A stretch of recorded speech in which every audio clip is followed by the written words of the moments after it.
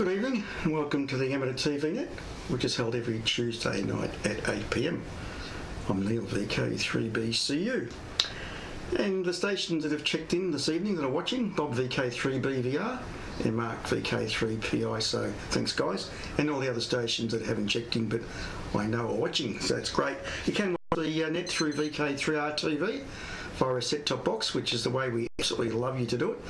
But if you can't do that for a lot of operational reasons, you can watch the net through Richard VK3VRS's YouTube feed and also his Discord feed. So this evening, first up, we're going to have Peter VK3BFG, followed by Steve VK3TTF, and then Clint VK3CSJ.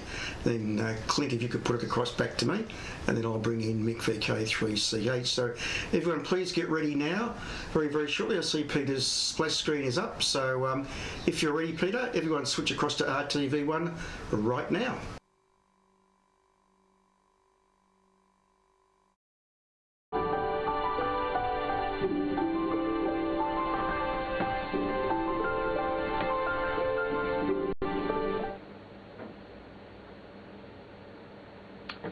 Thanks, Neil, and I think we're all operational. Good evening, I'm Peter, VK3PFG, and I live in Wantirna South, which is about 25 kilometres or so east of Melbourne, for anyone that's watching that doesn't know that, which is possible because we do end up on YouTube and all sorts of places. Well, today I've been messing around with the GT Media box and trying to work out how Stephen captured this byte of information, and I've decided to give that away and take up Stephen's offer of a couple of the tiny micros that we can just put in place there. So he's got a C program there for those of you that can follow C. I can follow it a bit, but it's a language that is very pedantic, and if you miss just a little bracket somewhere or other, and it creates chaos. So even though the program is not that long, I'm still not sure how Stephen actually identifies that byte that has that specific information, because it's a serial protocol with well, it's actually a synchronous series protocol with an associated clock that goes with it. And I just had a look up the what the protocol was. I had some idea, but it's on the PC behind me, and I think there's something missing from the G Media box in terms of what should exactly be there, but apparently there's an address byte that goes, part of it goes high.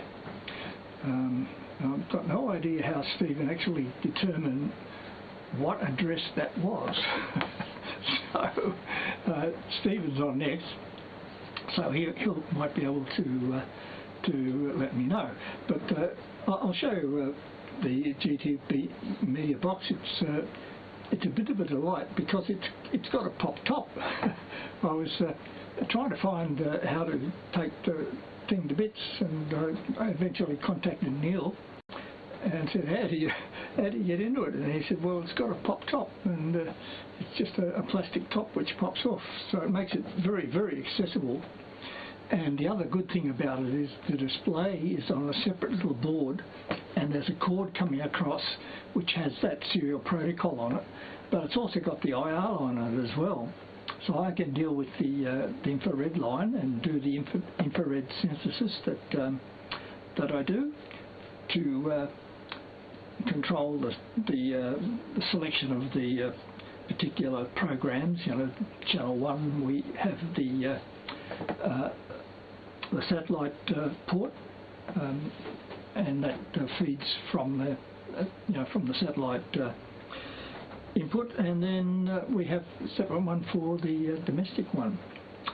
So we just toggle between those two programmed bits of information in the device itself. So I can do all that, and if I get a couple of the little tiny chips from Stephen that will then complement the thing with a key line, which is what we need.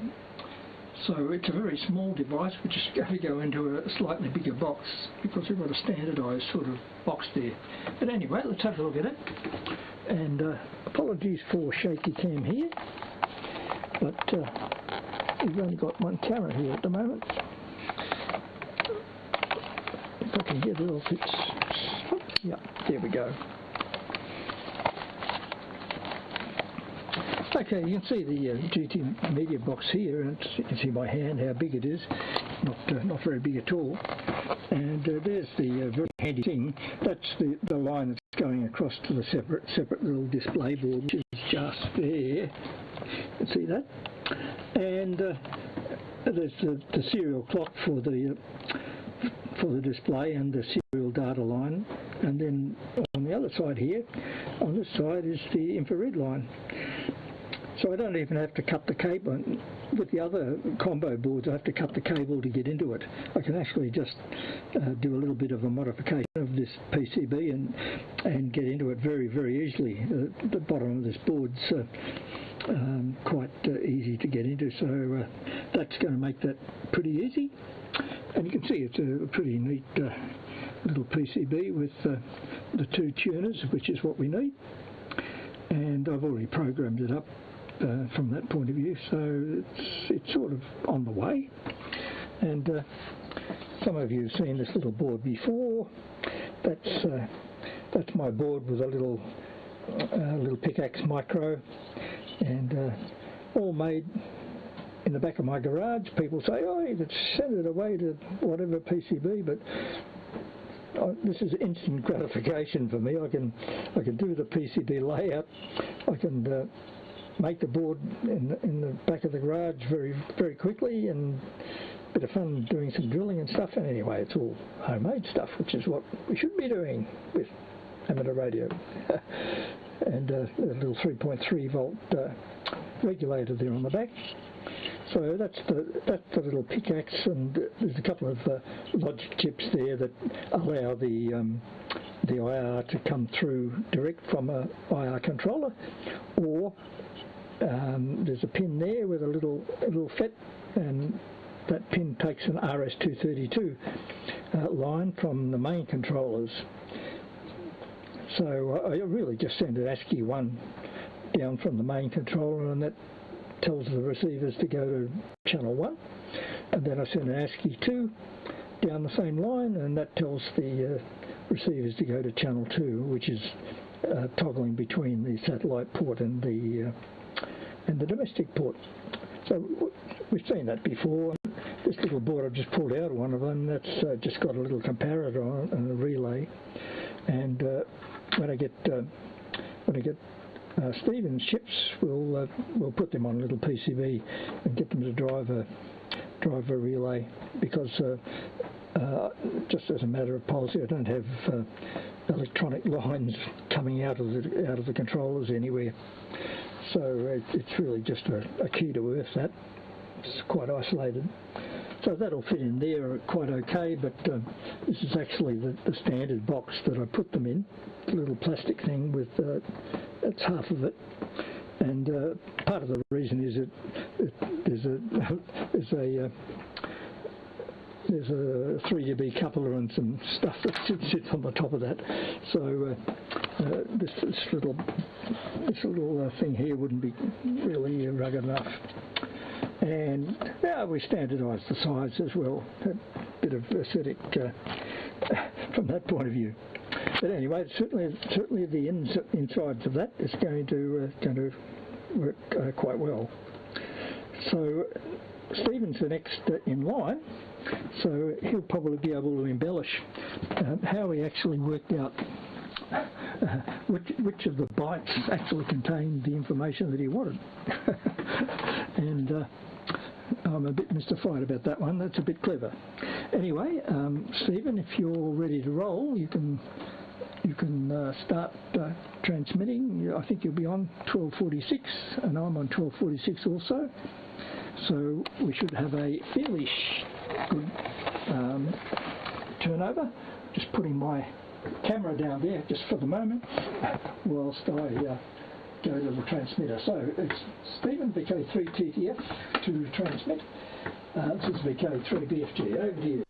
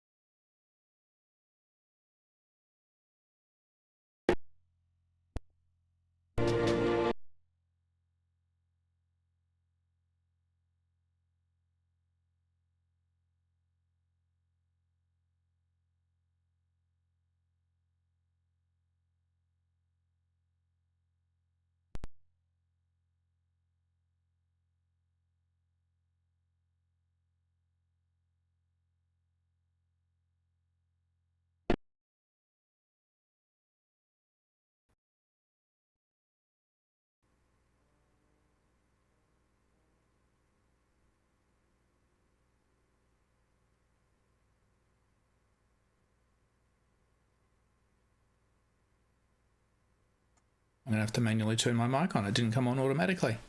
It's always audio. So I'm Stephen from Keysborough, about 10-12 k's south of where the repeater's location is in Melbourne. So I've been broadcasting on ATV since March, so 8 months I think now. Semi-regular on the net, and yeah, I like to do little projects and things, as you just heard from Peter. So yeah, Peter, what you were saying, the initial decoding I actually did, I was working with a Raspberry Pi Pico and my oscilloscope were the two things. So my oscilloscope's got I2C decoding on it. So whilst it's not actually I2C, it was still decoding with the timing correctly, which let me actually get the information in the packet and have a bit of an idea of what was going on. And then I moved on to some MicroPython, just because that was easy and quick, just to muck around with. And then actually developed up the Arduino program. So whilst it's Arduino, I'm using the Arduino IDE, but I'm not using the Arduino bootloader or anything like that. So it's literally just C compiled into assembly and chucked on onto the chip directly. So very simple in that way. But yeah, it's not actually I2C. So I2C should have a device address, then a memory address, and then data. So it should be 3 bytes when you actually send an I2C command. This is only ever sending 2, an address and a data bit. Basically, it's missing the device byte out. So when you actually try and decode it, most I2C libraries are looking for that device and only listen to everything on a device, and then they'll go and look at an address and then where to write the data. So you've actually got to interpret that and get that second byte and just go, no, that's it.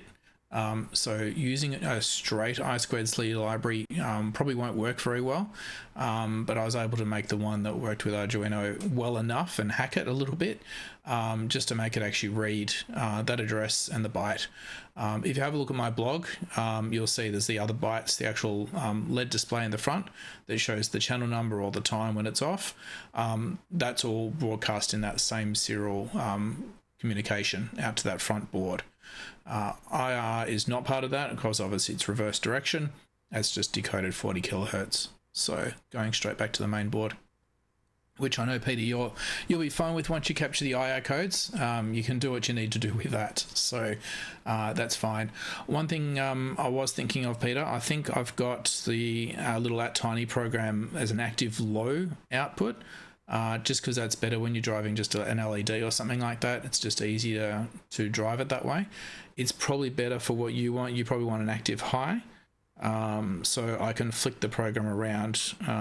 Just let me know what your preference will be and I'll just program it up. But I mean, if you've also got an EPROM programmer, I can just send you a hex file once you've got the @tinies and just program it with the hex file straight onto the chip. So that's another way if we want to do any tweaks and updates later on. That's how I program them. So that's that. Hopefully that all helps. It was an interesting little one. I was surprised but not surprised. I was really hopeful we could get that that output because that board actually has some serial TX, RX pins on it, and just nothing comes out of them. So there might be some debug firmware from GT Media or something like that that uses that header, but nothing useful for what we wanted. So I'm glad there's some information in that one. And on my blog too, there's some other bits that I don't know what they do yet. They change when you change to different channels. I tune mine in just a normal free-to-air, and you can see them flicking around between channels, but after writing down resolutions and audio codecs and stuff like that, I couldn't get a quick, simple mapping of what that would work. It didn't seem to work, so I'm not sure what they are.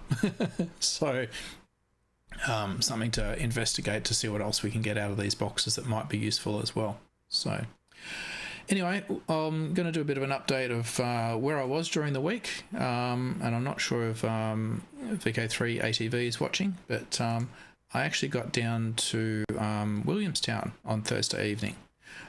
So the weather was actually quite nice. Went for a quick walk. That was just the bay. Actually went back up and actually had a quick look at the ship that's there. So HMAS Castlemaine seems to be open on the weekends, but we weren't there on the weekend, so we couldn't go on it or anything like that. But yeah, quite an interesting little spot. It's been quite a while since I'd been down to Williamstown sort of way. So yeah, that was good to go and actually have a bit of a look around. But after that, we actually headed on to the planetarium. So just a close-up of the antennas there in case anyone wants to see them.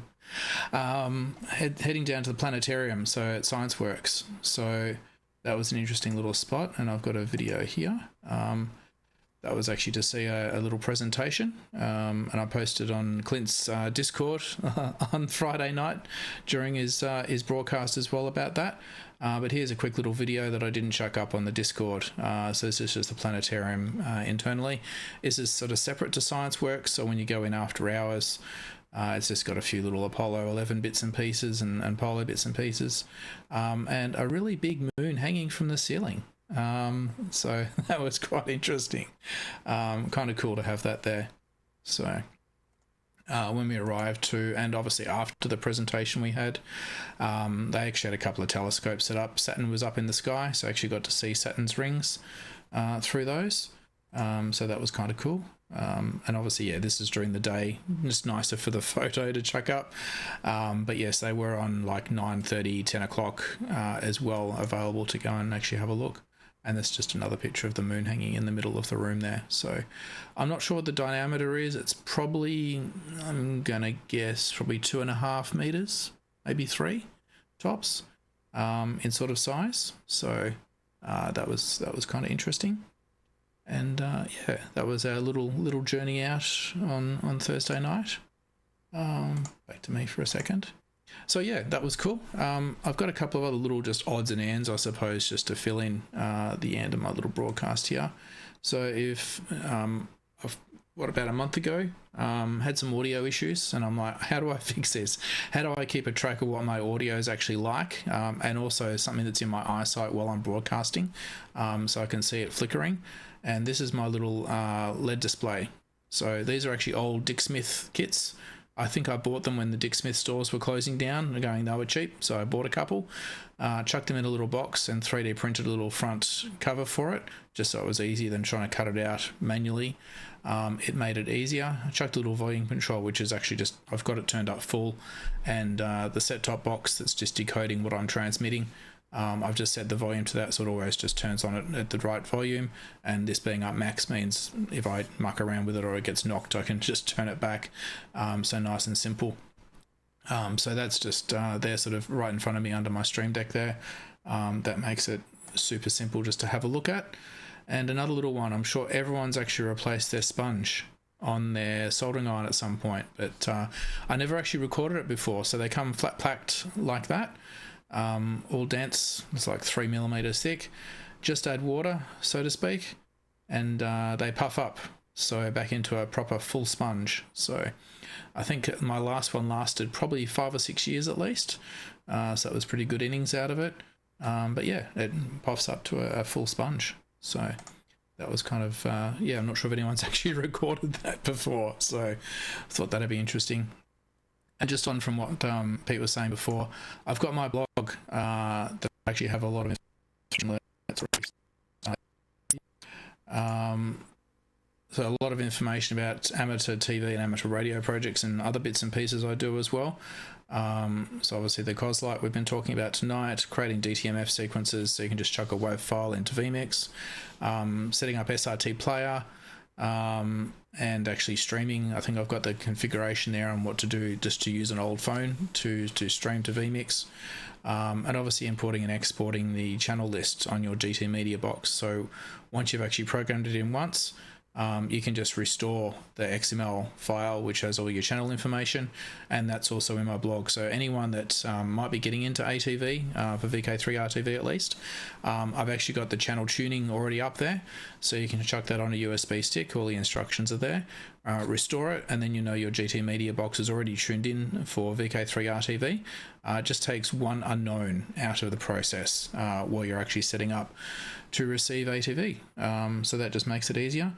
And my last little close off, just a reminder, this Friday night, hopefully all going well, we'll broadcast the monthly EMDRC presentation about 8 PM on Friday.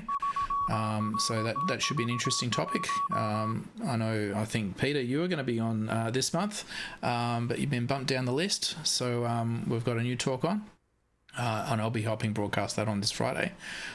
So all going well there as well. That should be good. So winding down for the end of the year as well. So I'm assuming we'll still have nets going right up till Christmas. I've got a couple more topics that I can talk about, hopefully to close off the year before we go on holidays for a little bit. But yeah, that's all good. I think that's everything I've got. So Clint, if you want to start getting ready, we'll go over to you next. And yeah, all good. Catch you all next week. Pete, reach out to me if you need active high, active low, and I'll get some chips organised for you. So all good. Catch you all later.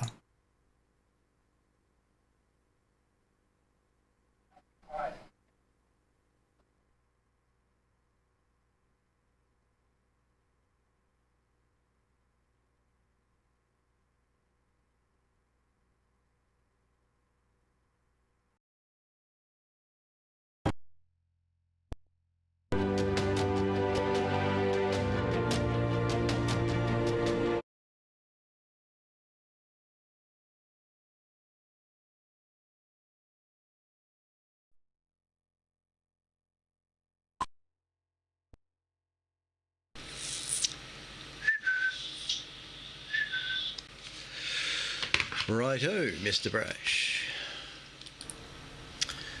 Wasn't too long actually. As soon as you said to start getting ready for transmission, this is what I did. It normally takes about 30 seconds for this little device to kick up. Didn't take too long at all. Good evening, everyone. Oh, okay. Yeah, I know it's doing that. Yep. Okay, that should fix that. As Steve says, it's always the audio. Oh dear. Yeah. Anyway, g'day to everyone. Pete and Steve that's been on so far, and anybody else that's about to come. I think Mick's there too, on the other channel. G'day Neil. Thanks for doing it too. Haven't really got much to report on today. Just thought I'd show up and say g'day. And my cats are fighting. Anyway, this has been a nice long weekend. Having Monday off as an RDO, and one would have thought that I might have been able to have done a few things, but bugger all. I've got a bunch of garden debris out there that needs to be burnt. Saturday would have been good for that, but I've got a permit to burn off, but I couldn't find the damn thing. I found it only just yesterday actually. So I've got to the end of November to register a burn off. I just hope that I can get the weather to be like it was on Saturday. Saturday was ideal. A lot of restrictions on burning off. Anyway, that's another story. Actually, there is a story, but I won't go into it. Yeah, so nothing much done this weekend at all. I think I've spent more time in front of the TV than anything else. I've been binge watching a program called Breaking Bad. I don't know if anybody's seen Breaking Bad, but it's pretty good. I've been getting into that. It's one episode passes and you can't wait to see the next episode. That's the whole problem with binge watching, and it's been a number of 2 or 3 o'clock mornings for me, which is nothing unusual really. And of course the horse racing today. I'm not really interested in horse racing in the slightest, but traditionally we always watch the Melbourne Cup, just because that's what you do. But it was fantastic to see Jamie, not sure of her surname, the female jockey win it. She won the race last week and got this one, so it was a two-header, and congratulations. It was a good race. So you get an apple in the throat when you see stuff like that. So the Melbourne Cup was a good one today, and fortunately the rain stayed away from that race, but that's another story too. The other thing, I suppose, recently the Bureau of Meteorology has changed their website. Some people may know that, some might not, but they've spent a lot of money, an incredibly large amount of money, in doing that website up. And there's been such an outcry, such a criticism, and as a result they've actually brought back a few features and added a few things that some people were saying, oh, I can't find this now, I can't find that now, and you've changed the colour here. So it's just a matter of getting used to the new website, really. I've had a look at it over the weekend times, and it's not too bad. I like the way you can get full screen this big for the radar and for the satellite view, all high res imagery. So none of this little square window stuff now. You can actually bring it out to your full screen of your monitor, things like that. So it's just a matter of getting used to it, but still it's a little bit of a stuff around to get used to it compared to the old website, and I just can't believe the money that's been spent on that, honestly. But look, another website has come to my notice only today, in fact. Whenever I'm home, I always come up on the coffee break net on 160 metres, 1825, 11 o'clock every morning on 1825. There's the AM net that comes up, that's been going since the early 60s, and I like to join in on that.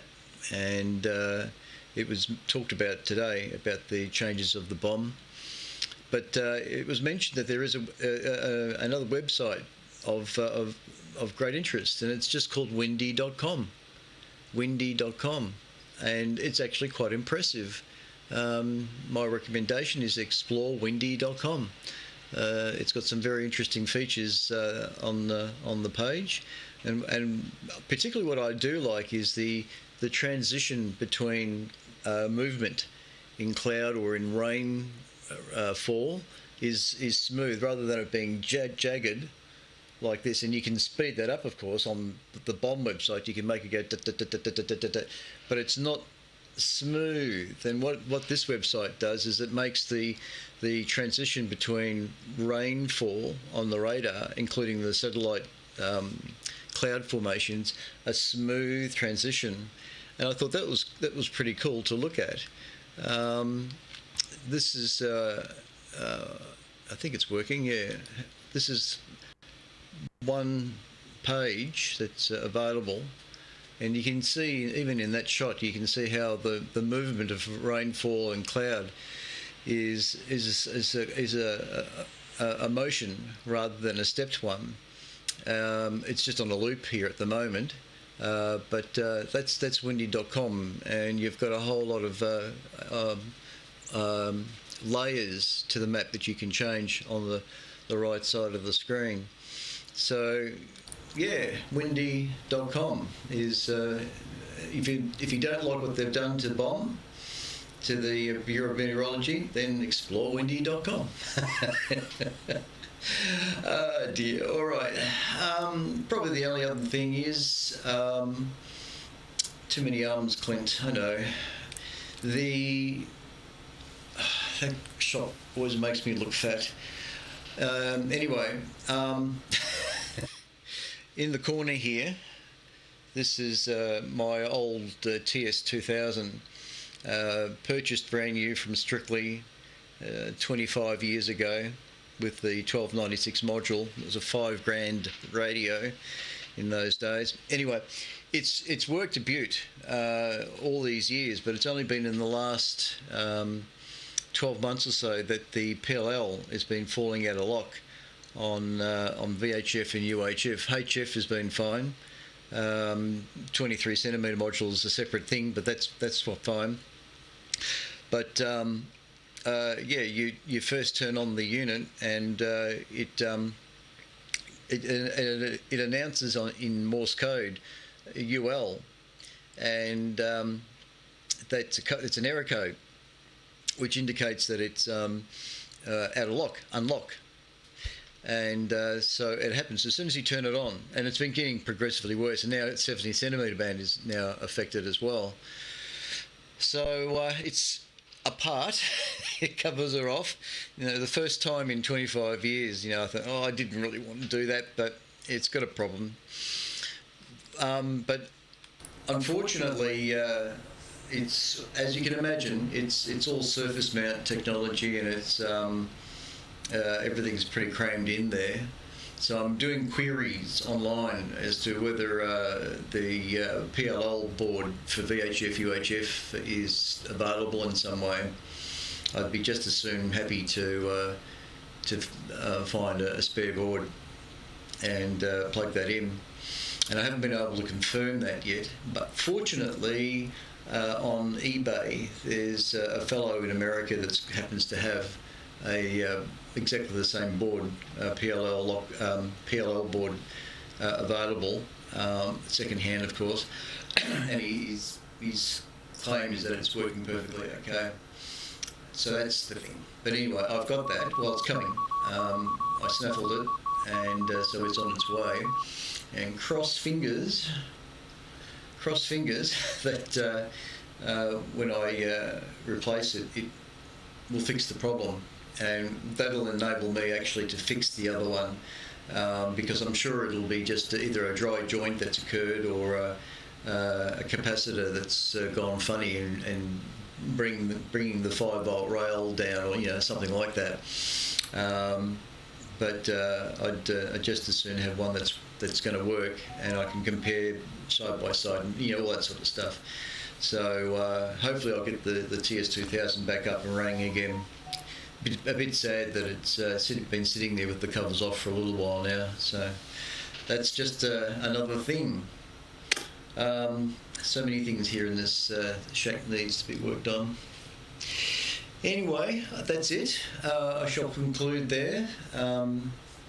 Everybody have a lovely week. And Steve, yes, I saw your trip to the Science Museum. Thanks for putting that up on my Discord channel. Appreciate that. And wasn't that moon fantastic? Illuminated from inside, no doubt. But yeah, we all need a model of the moon like that floating in our lounge room. I think it would be fantastic just to walk around that and explore it. It's about the size of my dome, actually. Anyway, yeah, so that was good. And it's been ages since I've been to the planetarium. In actual fact, I haven't been. I don't think I have. I don't think I've been to the new planetarium since it moved from a science museum in Swanston Street, which I have fond memories of as a kid, going into the old science museum. I always liked the displays that they had, ones where you pushed the button to see what would happen. But I remember visiting the planetarium there, which was right on top of the building there, just amazing. So I haven't been to this new one, but I have been to Science Works on the odd occasion for things to do with the Astronomical Society over in the past. Dr. Tanya Hill, the resident planetarium astronomer, she runs the planetarium and produces the sky notes every month that I read out on Friday nights. Enough of that. All right, cheers everyone, take care. We're going to move across to VK3RTV1 to pick up Neil. So Neil, get ready, and I shall depart the scene and go and put something in the microwave oven to cook for tea. So VK3BCU on RTV2, this is VK3CSJ Narry Warren South. Good evening, chaps. Oops, wrong one. There, that's what I wanted.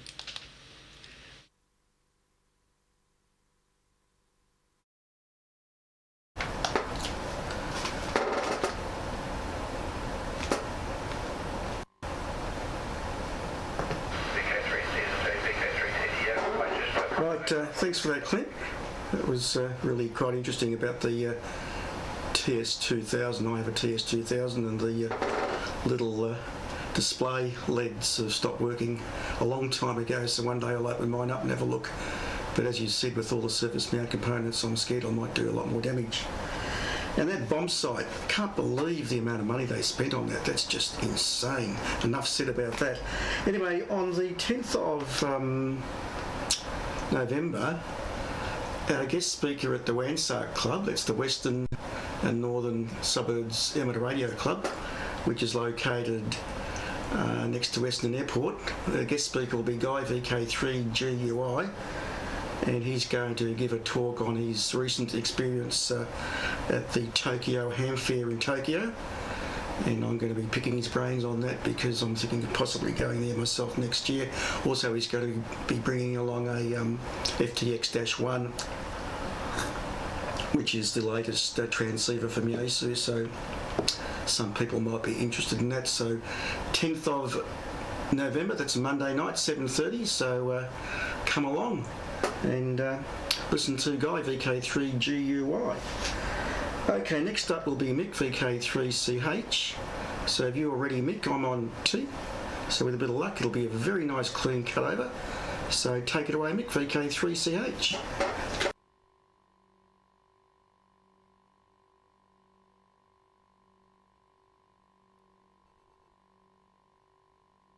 Hello.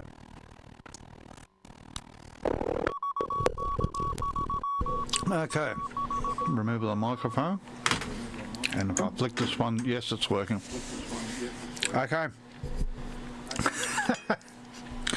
You've just caught me eating dinner. The missus brought in lamb chops and potatoes and onion, and I just had to add mustard. So I'll just lower the volume on this. All right. I said, I don't have a lot to talk about tonight, but I thought I'll write something down. So what have we been doing this week? All right, firstly, good evening, everyone. Mick, VK3CH, operating out from Doncaster, which is about roughly, 20-odd k's due east of the Melbourne CBD. And we're about 1.5 k's pretty much southeast from Doncaster Shopping Town. If you've heard of that place and know where it is. I think it's one of the, not the first, but one of the earlier shopping towns in Melbourne, I think. 1970s it was built. I'm not sure. Anyway, okay. Did my tax return this week. Nothing fancy, but anyway, job done. We had some visitors at the front door. No, they weren't who you're thinking. They were these. Let me just go across to that. Someone's been feeding some ducks, so here they are approaching the front door and then getting closer and closer and climbing the stairs, obviously looking for food. And then that one there on the stairs left a calling card on the stairs, and I thought, well, if we give it food, it's going to be leaving more calling cards like that. So we closed the front door and left them be. So haven't seen them since. I have seen them across the other side of the road a few weeks ago, but like just momentarily, and I thought, oh yeah, maybe they've lost or someone's eaten them. But no, they're still alive. I figure they're going to need a small pond or a bit of water to stay alive, and there's none of that around here. They'd have to go at least about half a k. There might be a creek, but I think maybe someone's looking after them. I'm not sure on the story, but anyway, there you go. All right. In the last week, we bought a little MP3 player, and I don't know, you can see this remote. It's in the car. If you could imagine, just say about that much of it, about that size, probably not even that much. Yeah, about that, and about that thickness. Not even as thick as a pen. It's sort of like a packet of matches squashed in half is the size of it. It's got 256 gig of memory, and I've loaded 13,000 songs onto it in MP3 format. What they call ripping. I've converted all the CDs I've got into MP3 files. So you just put your CD in, tell it to do it, and it picks up the track names, the artist's name, everything. So I put them into folders. Well, it sort of did that for me. So say you got something from Fleetwood Mac, it will just know to put into Fleetwood Mac, and there'll be rumours and whatever else, and it will just do it, which is handy. In the end of that, after all my CDs, which took me at least a week, I reckon, I ended up with 92 gigabytes of MP3 files, which is about 13,200 and something songs. So that's every track, not every song you mightn't play all the time, but anyway, just do the lot. Into this thing, into the car, and I just had to get a longer audio lead, what do they call it? Tip ring sleeve. So a 4-1, just left and right audio, and did that. So that's in the car, so we can pick up any songs that we want. So of course what you do, it's a very small unit, so the screen that tells you what it's doing is really small. So of course you set everything up before you start the key and drive. You wouldn't be changing anything once you're driving. So there you go. All right, what else have we been up to?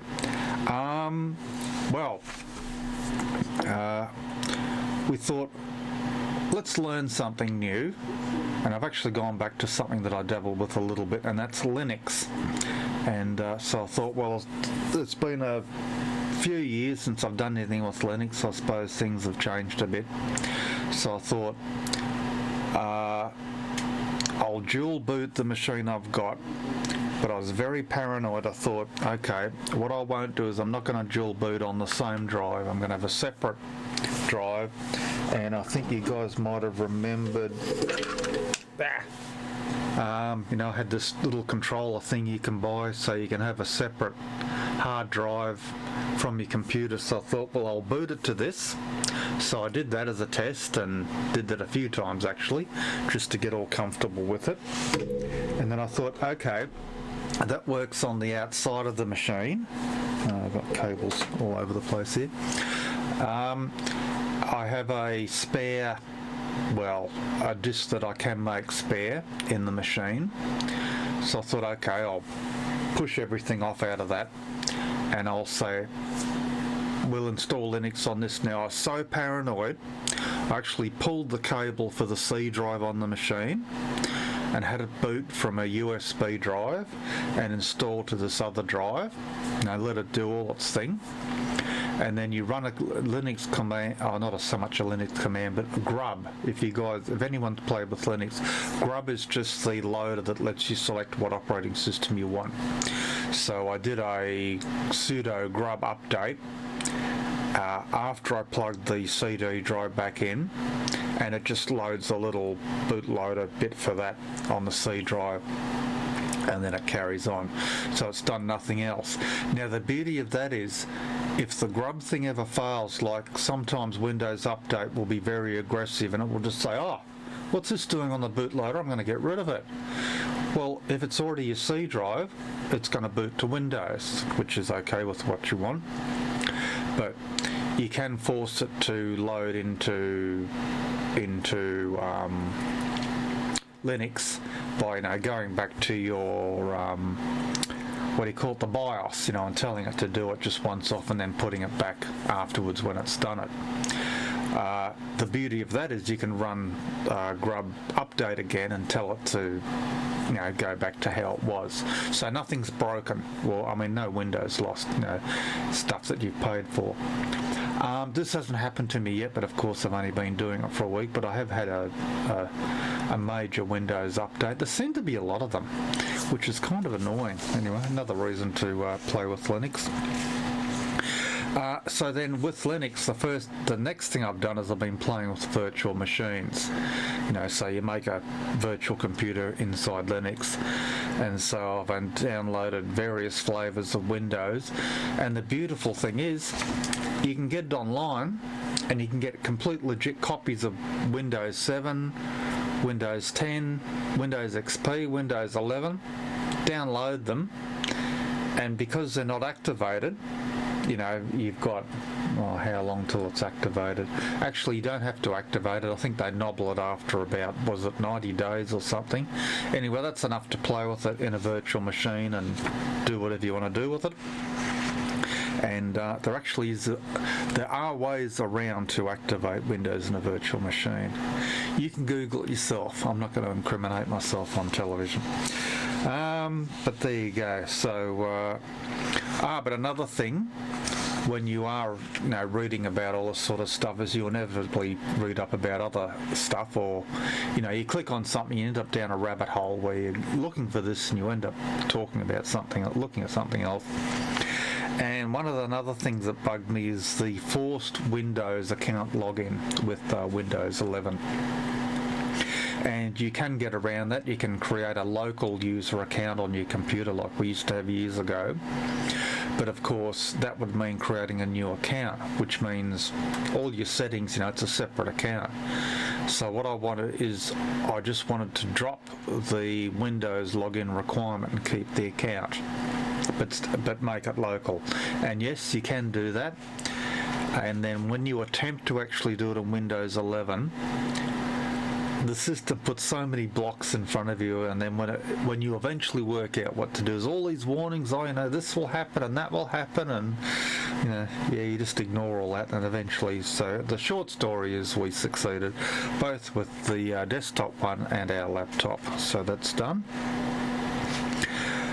So yeah, more playing with virtual machines. There was one time, I think it was about, started mucking around about after dinner, 10 o'clock, learning something, and then things take ages to install, because the virtual machine's not as fast as your major one, depending on how much memory and, virtual memory and virtual resources you want to let it have. And of course, it's one of those things, I feel thirsty, time for a drink, walk past the kitchen clock, 2 o'clock in the morning.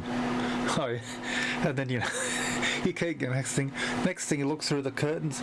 The sun's coming up. I've been up all night doing this. So I did that twice in the last week. So I've decided to curb my activity somewhat and not go so crazy. But I've learned a lot, and more importantly, I've documented what I've been learning.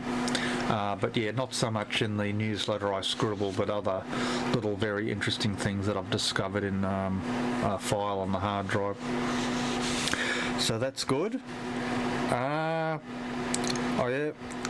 youngest daughter turned 27 the other day, so I went out and had dinner with the kids and caught up with them.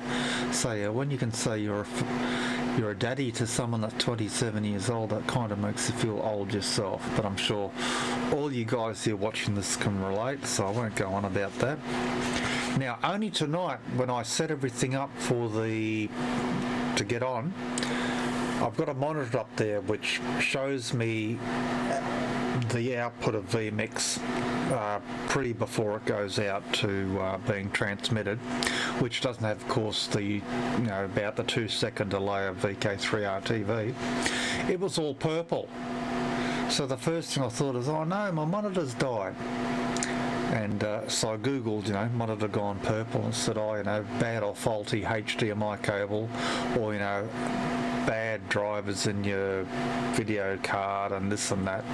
And I thought, well, I haven't changed anything. So I unplugged and put back in the HDMI cable on the monitor. No change. I have a splitter in it. I thought, the splitter's probably gone bad, a cheap splitter. So I unplugged and put everything back and pulled the power off and back on. I had the missus come in and look at the monitor because I'm crawling on the floor doing all this. She goes, no, that's gone black, this has come good, no, that's gone black, and I pulled things back. Anyway, when I put it all back, is it still purple? Yep. So the final thing was the cable coming from the PC to the first splitter, because there's two splitters. Because remember, I've got the old SR systems still wired up but not used, and that split and combined in for the hide system. Well, it isn't anymore, but I mean the cables are still there. Now I've got the hides in direct, so I figure I'm not going to be using the SR systems in a hurry. But I mean, it's still there. I'd still have to crawl on the floor and put a few cables back. So this very first cable that left the computer goes into this first splitter. So anyway, I pulled that out, put it back in, and the angle was really bad. I had to fight to put it back in. Anyway, I finally put it back in. And I said to the missus, "Is a purple screen there?" She said, "No. It's got the other screen on it," which is what the input of the vMix you first see on your little screen.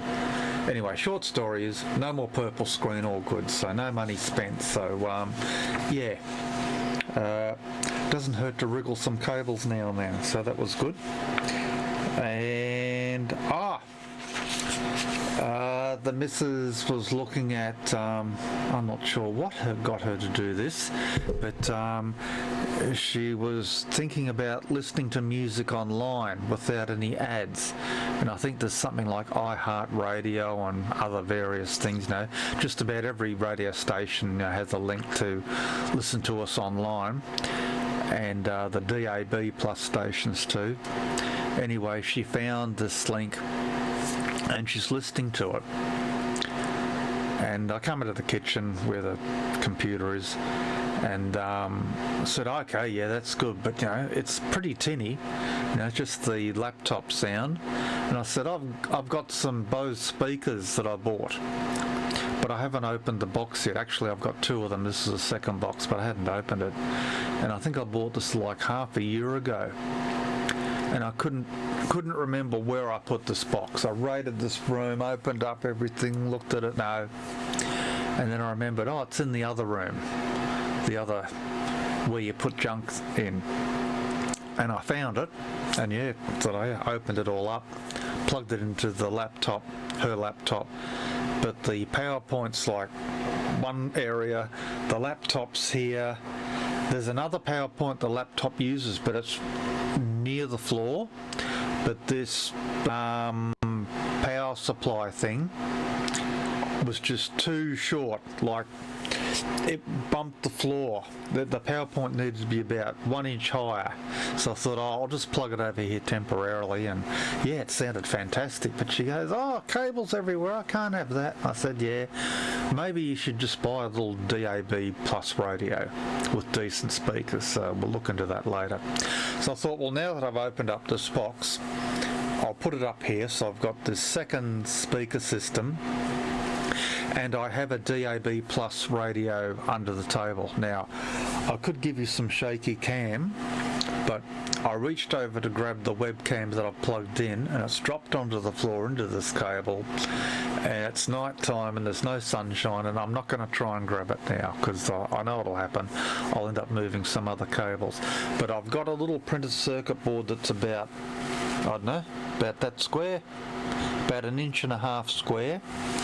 And you plug it in with a USB cable on your computer, and there's just a little program that runs the radio, and it's just got a standard output, so the output goes to the Bose speakers, and it sounds really good. And there's about 80 something stations it picked up. but it's got everything from like Cole's New World, you know, the audio they had playing that. What else is there? Oh, you know, there's all these different ABC stations. There's sports stations, horse racing, stations in Italian, Arabic, all sorts of stuff. All your commercial stations, of course, but there's stations that just play 60s music, 70s music, 80s music, K-pop, hip-hop, rap, dance. I forget. Anyway, you probably know about it.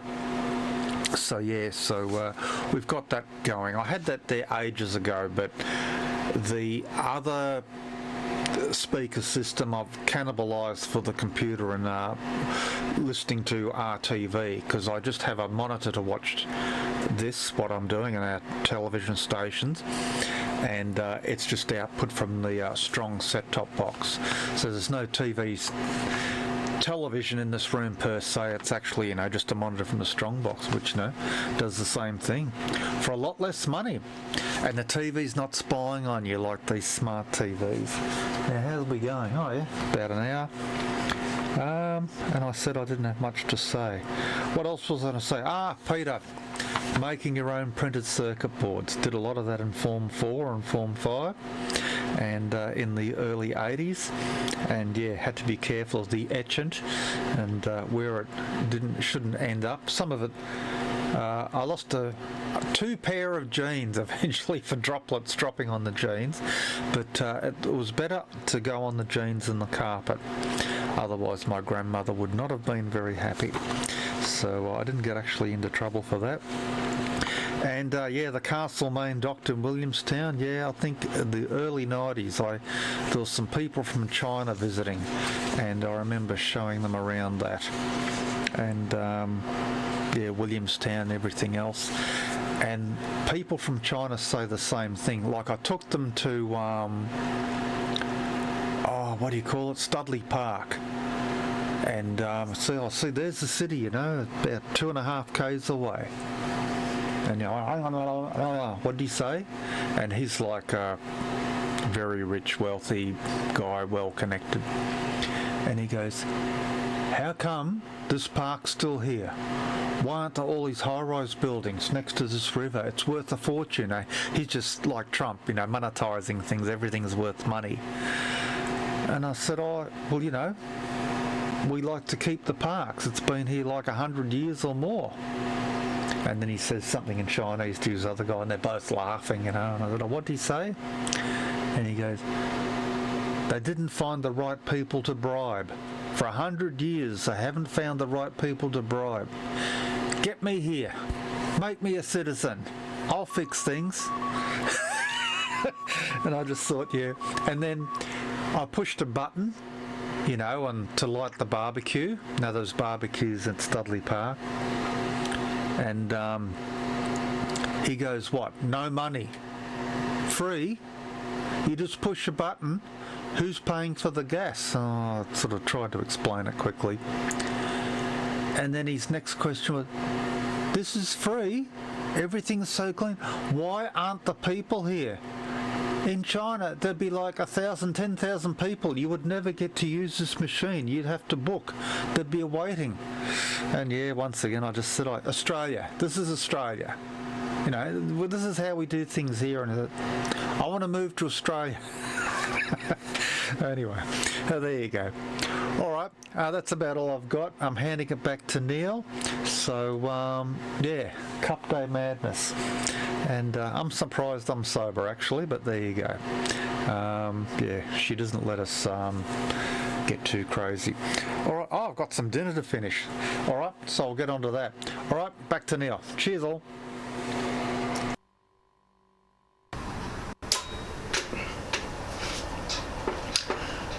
Well, that was quick. Thanks, Mick. That was most interesting, the stuff you mentioned there.